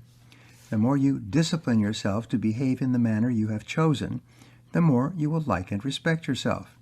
You will feel more positive and confident. You will become stronger and more in charge of your life. Every act of self-discipline strengthens every other discipline at the same time. Every weakness in self-discipline weakens your other disciplines as well. Like working a muscle, your ability to discipline yourself to behave in the way you have decided to behave grows stronger each time you exercise it. This is why the happiest, most successful, and most respected men and women in our society are all people of great self-control, self-mastery, and self-discipline. And this is a habit you can learn with practice. Become a lifelong optimist. Perhaps the most helpful mental habit that you can develop is the habit of optimism. Optimists are usually the happiest, healthiest, most successful, and most influential people in every group and society. According to Dr. Martin Seligman, professor of psychology at the University of Pennsylvania, in his book, Learned Optimism, people learn to become optimists by thinking the way optimists think. They, in effect, learn to be optimists just as pessimists learn to be pessimistic. We said earlier that the greatest discovery in the summary statement of much of psychology, religion, and philosophy is that you become what you think about most of the time. So what do optimists think about most of the time? In its simplest terms, optimists think about what they want and how to get it. They think about where they are going and how to get there. The very act of thinking about what they want makes them happy. It increases their energy and releases their creativity. It motivates and stimulates them to perform at higher levels. Pessimists, on the other hand, think and talk about what they don't want most of the time. They think about the people they don't like, the problems they are having or have had in the past, and especially they think about who is to blame for their situation. And the more they think about the things they don't want and who is to blame for their situation, the more negative and angry they become, and the faster they attract into their lives exactly those things they do not want to happen. Develop a hardy personality. There's a relatively new field of medicine called psychoneuroimmunology. Research in this area has concluded that the quality of your thinking has an enormous impact on the strength of your immune system. The habit of optimism seems to strengthen and increase the body's T cells, which are responsible for resisting and overcoming the various factors that contribute to diseases of all kinds. Psychologists have now developed a profile of what they call the hardy personality. This is the person who seems to respond positively and effectively to adversity and setbacks. He is optimistic and straightforward thinking. It seems that the more optimistic you are, and stronger and more resilient your mind and body are as well. As a result, you'll have higher levels of energy and a quicker recovery rate from fatigue. You will seldom be ill for any reason. If you catch a cold or flu, which will be rare, you will bounce back quickly, as the fortified T cells in your body quickly counterattack and eradicate the infection that is causing it. Think about what you want. You develop the habit of optimism by disciplining yourself to keep your thoughts and words on what you want and off what you don't want. You become an optimist by thinking continually in terms of specific actions you can take immediately to achieve the goals that are most important to you.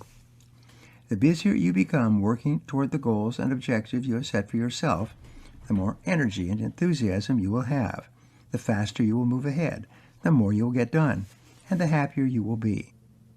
Radio personality Earl Nightingale once said, "Success is the progressive realization of a worthy ideal." When you are working hour by hour and day by day toward the achievement of something that is worthwhile and important to you, your brain releases a steady stream of endorphins, giving you a feeling of happiness and well-being. You feel more positive and creative. You have more energy and enthusiasm. The positive feeling acts as a reward or reinforcement that continually motivates you to think the thoughts and take the actions that move you even more rapidly in the directions of your hopes, dreams, and goals. The orientations of high performance. Optimistic people think very differently from pessimistic people. They develop a series of orientations, or general tendencies of thinking, that separate them from the average person. These orientations soon become habitual ways of thinking and acting that propel them toward the success and happiness they desire. Like all habits, these ways of thinking are learnable through practice and repetition. As you develop the habits of thinking of successful people, you become a different person. In a way, these are the habits of mental fitness. Just as you would become physically fit if you went to a health club and worked out with the equipment regularly, you become mentally fit, positive, and optimistic as you work out your mind practicing these orientations. Think about the future. The first way of thinking practiced by optimists is future orientation. Optimists develop the habit of idealization. In the process of idealizing, you take your thoughts off the present situation and instead imagine a perfect future for yourself in your business, your finances, your family, your health, and any other area. As an exercise, imagine that you have a magic wand and that you could wave this wand and create your ideal future. Instead of worrying about the details of the present moment, ask yourself, what would I really like to be, have, or do sometime in the future? You develop the habit of practicing back from the future thinking. In this type of thinking, you project forward into the future to imagine what your ideal result would look like in every way. You then look back to the present and ask yourself, what would I have to do, starting today, to create the ideal future that I desire? You develop the habit of long-term perspective. Instead of focusing continually on the moment and on immediate actions and gratification, you think long-term about what you want and where you are going. The greater clarity you have about what you want to achieve in the future, the better your decisions will be in the present. When you idealize and practice long-term thinking, you set much better goals and priorities in your day-to-day life. Think about your goals. Goal orientation is the second quality or way of thinking practiced by optimists and all successful people. In future orientation, you develop a clear, ideal picture of what you want to accomplish sometime in the future. With goal orientation, you crystallize that image into specific, measurable, detailed goals and objectives that you will need to accomplish to achieve that ideal future vision. Successful people soon develop the habits of personal strategic planning. They sit down and make a list of exactly what they want to accomplish in the short, medium, and long term. They then use a powerful 7-part goal-setting methodology to create blueprints and plans of action that they follow every day. Once you develop the habit of setting goals and making plans to accomplish them, it will become as natural for you as breathing. By following a proven goal-setting process, you will increase the likelihood of achieving your goals by as much as 10 times, by 1,000% or more. This is not just a theory, it's been proved and demonstrated repeatedly by almost every person who practices it. In February 2003, USA Today reported on a study of people who had set New Year's resolutions the year before. They found that only 4% of the people who had made New Year's resolutions but had not put them in writing had followed through on them. But 46% of those people who had written down their New Year's resolutions carried them out. This is a difference in success rates of more than 1,100%. The 7-step formula for goal setting. Many formulas and recipes exist for goal setting. As a rule, any plan is better than no plan at all. Here is one of the best and most effective goal-setting plans or formulas you will ever learn. I've taught this to at least 1 million people, and many people say it transformed their lives. Step 1. Decide exactly what you want in a certain area and write it down clearly in detail. Make the goal measurable and specific. Step 2. Set a deadline for achieving the goal. If it's a large goal, break it down into smaller parts and set sub-deadlines. Step 3. Make a list of everything you will have to do to achieve this goal. As you think of new items, add them to your list until it is complete. Step 4. Organize your list of action steps into a plan. A plan is a list of activities organized on the basis of 2 elements, priority and sequence. In organizing by priorities, you determine the most important things you can possibly do on your list to achieve your goal. The 80-20 rule applies. 20% of the things you do will account for 80% of your results. If you do not set clear priorities, you will major in minors and spend much of your time on small and irrelevant tasks that do not help you to achieve your goal. In organizing by sequence, you determine what must be done before something else can be done. You create a checklist. There are always activities that are dependent upon other activities being completed in advance. What are they, and what is the logical order or sequence of completion? Step 5. Identify the obstacles or limitations that might hold you back from achieving your goal, both in the situation and within yourself. Ask yourself, why have I not achieved this goal already? Identify the most important constraint or limitation that is holding you back, and then focus on removing that limiting factor. It could be a certain amount of money or a key resource. It could be an additional skill or habit you need. It could be additional information you require. It could be the help or assistance of one or more people. Whatever it is, identify it clearly and go to work to eliminate it. Step 6. Once you have determined your goal, developed your plan, and identified your major obstacle, immediately take action of some kind toward achieving your goal. Step out in faith. Do the first thing that comes to mind, but do something to start moving towards your most important goal. And step 7, do at least one thing every day that moves you toward your most important goal. Make a habit of getting up each morning, planning your day, and then doing something, anything, that moves you at least one step closer to what is most important to you. The habit of doing something every single day that moves you toward an important goal develops within you the power of momentum. Daily action deepens your belief that the goal is achievable and activates the law of attraction. As a result, you begin moving faster and faster towards your goal, and your goal begins moving faster and faster toward you. I've spoken to people all over the world for many years who have told me that the habit of acting every day on one or more of their major goals has been life-transforming.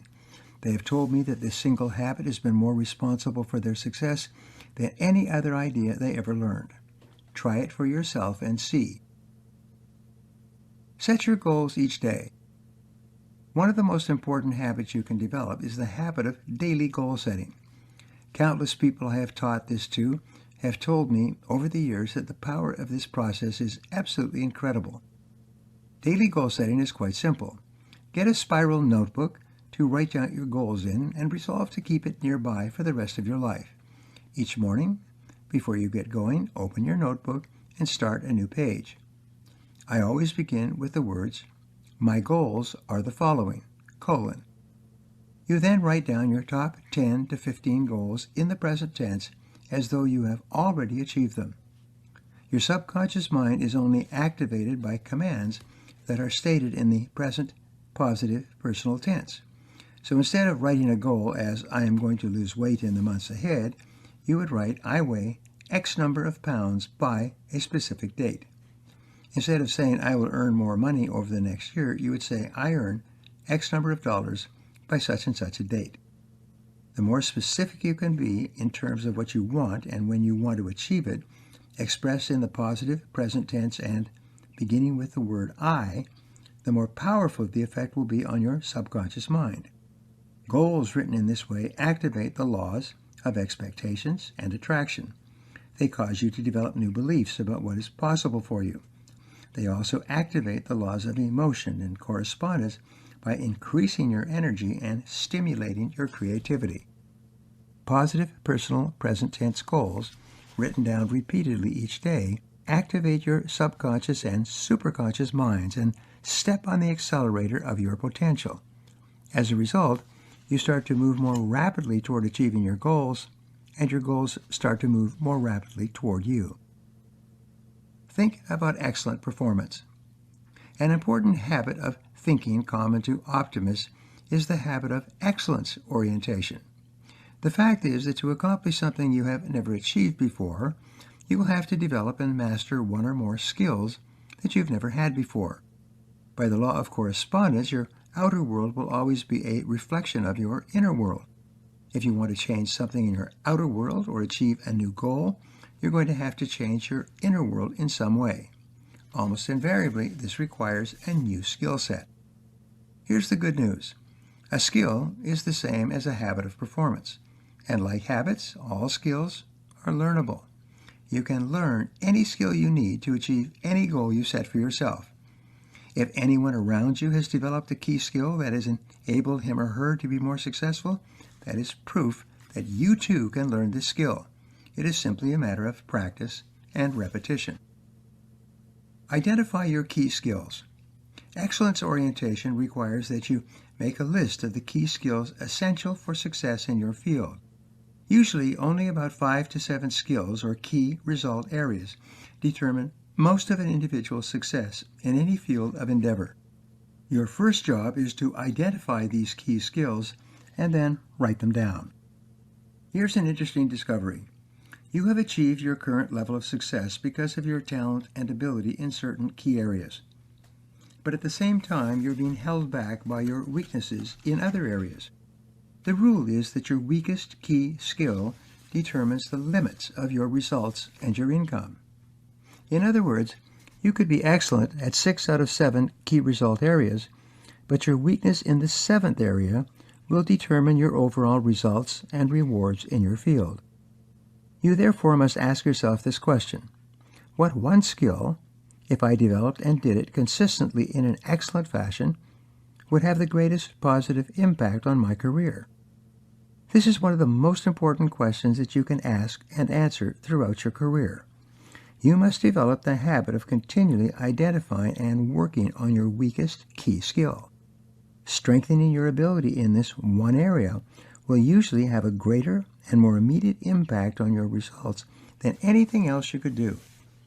If you do not know the answer to this question, and most people don't, Go to your boss or your coworkers and ask them, what one skill, if I developed and did it in an excellent fashion, would help me the most in my job? Pick up the pace. Sometimes I ask my audiences, if a group of children goes for a walk, which child determines the speed of the entire group? They always say, the slowest child. Exactly. Everyone has to wait for the slowest kid. Your slowest kid is your weakest key skill. It sets the speed at which you move ahead in your career and limits how high you can climb. And here is another important point. You are very often weak in an area that you may not particularly like or enjoy. But the reason you do not enjoy that area is because you have not yet mastered it.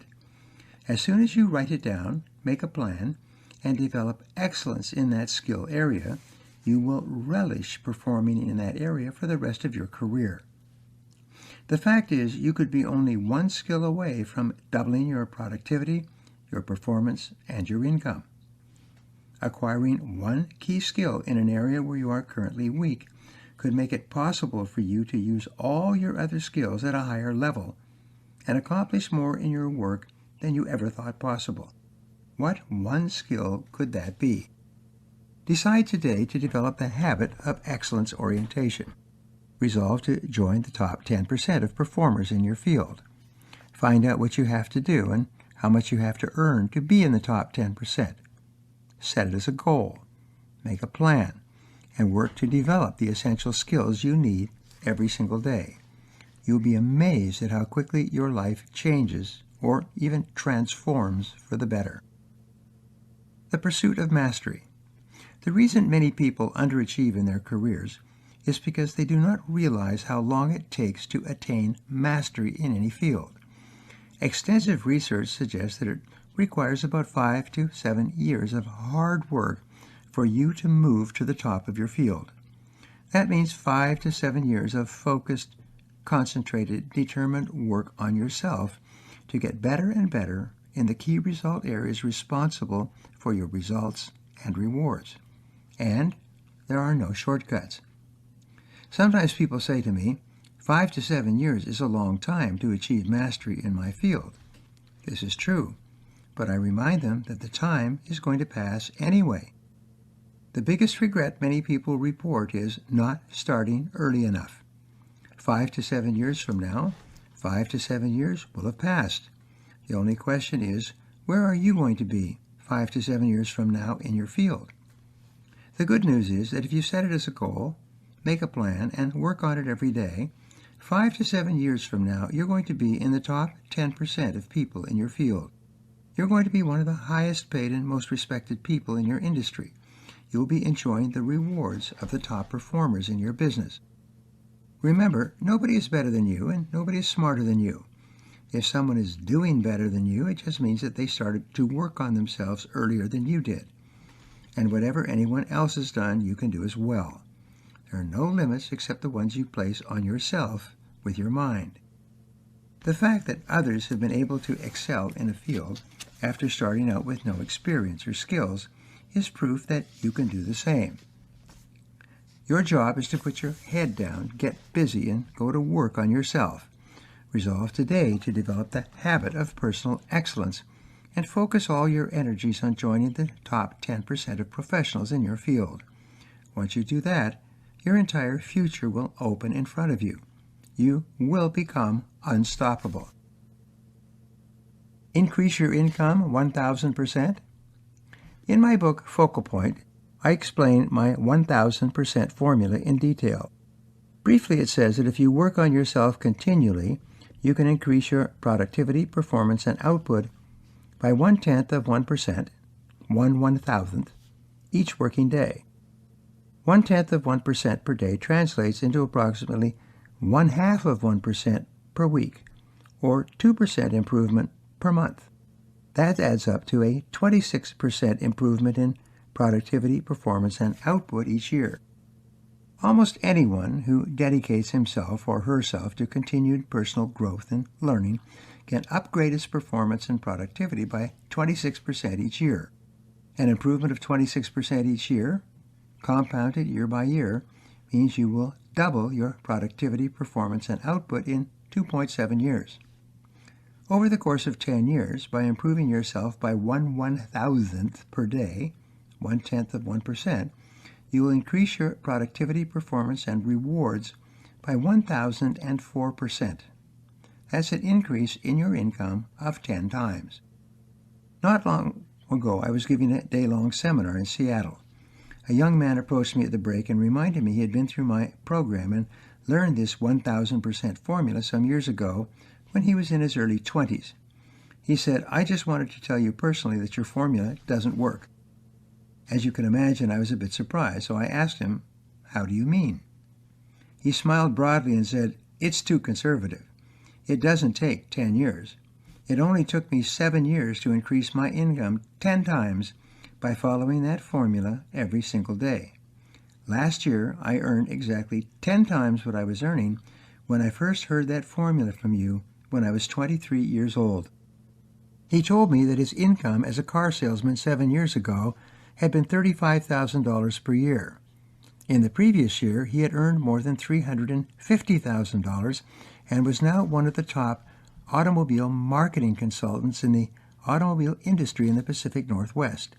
His previous employer paid him as much today on retainer as a consultant as he used to earn working for him full-time. Are these results possible for you? Of course they are. The law of cause and effect says that if you do what other successful people do, you'll eventually get the same results that they do. This is not a wish or a theory, it's a universal law. The law itself is neutral. It works for everybody, everywhere. Commit to lifelong learning. Another key habit of thinking and acting practiced by top people is called growth orientation. It is the high road to excellent performance and is essential to developing the habit of optimism.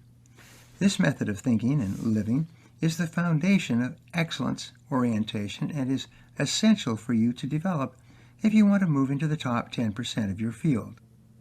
Growth orientation requires that you develop the habit of continuous learning, the habit of continuous personal and professional development. Just as you exercise physically on a regular basis to remain fit and healthy, you must exercise mentally every day to become better and better in your chosen field. There are 3 parts of the continuous learning process. By practicing these activities daily, weekly, and monthly, you will increase your productivity, performance, and output by 1/10 of 1% per day, compounded. You'll eventually become one of the highest paid and most successful people in your field, and there are no exceptions. Number 1, read every day. Arise early each morning and read for 30 to 60 minutes in your field. Underline and take notes. Think of how you can apply what you are learning to your day-to-day work. Throughout the day, think of how you can use what you read to be more effective. At the end of each day, review the day based on your new knowledge and skills and evaluate your results and progress. There's an important psychological principle called the Hawthorne effect. In short, this principle says that the very act of paying attention to a particular behavior causes you to improve your performance in that area. For example, if you decided that you were going to develop the habit of listening more closely to people when they speak and try interrupting less, the very act of thinking about listening would cause you to become a better listener. If you decided that you were going to focus on punctuality every day until you develop punctuality as a habit, the very act of thinking about being more punctual would cause you to become more punctual in your personal and professional life. The more you think about a behavior, the better you will become in that area. When you read in your field for 30 to 60 minutes each day and think throughout the day about how you could apply what you have learned, you will tend to become better and better at what you do, both consciously and unconsciously.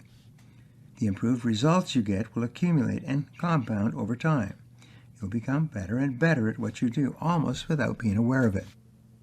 If you read 30 to 60 minutes each day, you should complete about 1 book per week. The average American reads less than 1 book per year. If you read 1 book per week, you should finish at least 50 books each year.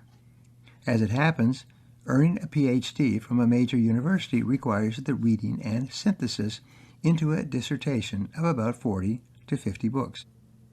If you were to read one book per week, 50 books per year, you would be getting the equivalent of a practical PhD in your field each year. If you continued reading at this level, you would read 500 books in the next 10 years. In a world where the average person reads less than one book per year, do you think you might gain an edge? The fact is, you would become one of the best read, most knowledgeable, most expert, and highest paid practitioners in your field if you were simply to develop the habit of reading in your field each morning for 30 to 60 minutes. I have never met anyone anywhere throughout the world who has not transformed their lives and their careers by the habit of daily reading 30 to 60 minutes. You must discipline yourself to leave the television or radio off, to put the newspaper aside, perhaps to rise a little earlier in the morning so that you can invest in your mind. This investment will give you one of the highest payoffs in terms of results, rewards, and satisfaction that you will ever enjoy from anything you do. Number 2, learn from the experts. The second habit you need for continuous learning is to attend every seminar and course you possibly can. Do not make the mistake of waiting for courses and seminars to come to you, or waiting for your company to organize and pay for additional training. You are completely responsible for your own income, which includes your personal and professional development. No one cares as much about your future and your career as you do. No one cares as much about your ability to increase your income and move into the top 10% of your field as you do. It's up to you. Over the years, I have spoken to more than 5 million men and women in 82 countries. I have filing cabinets full of letters and faxes and servers full of emails from my students and seminar participants. Many of them write and tell me that they will travel across the country to attend a seminar or workshop given by an expert or specialist in their field. They will invest enormous amounts of time and money to acquire the specialized skills they need to move ahead more rapidly in their field. Over and over, my students tell me that they have sometimes saved themselves years of hard work by attending a single program. Some of them have even gone to the top of their fields and become millionaires by learning one new set of skills that was relevant and immediately applicable to their field. Something remarkable takes place in an adult learning situation. It's very different from attending a required course in college or university. The type of people who attend adult seminars are a much higher caliber than you meet in your day-to-day life. They're more positive, more highly motivated, have bigger and better goals, and are more determined to succeed. When you spend several hours in their company, it has a subtle but powerful subconscious effect on you.